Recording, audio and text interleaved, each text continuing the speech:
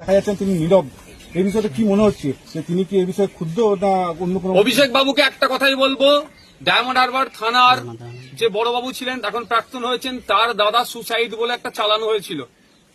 Doctor একটা diamond হারবারের suicide করেছিল ঠিক ভোটের সময়।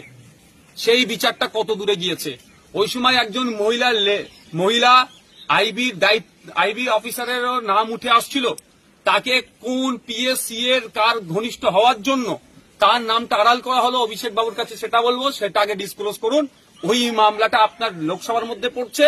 আপনি মাঝে মধ্যেই এই আপনার সরকারের এদেরকে নিয়ে একটা এমপির রাইটের বাইরে গিয়ে অনেক কাজ করেন আপনি।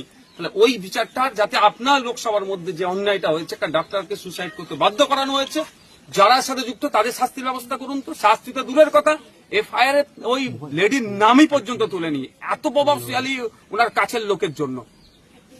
আর তার দাদা না ভাই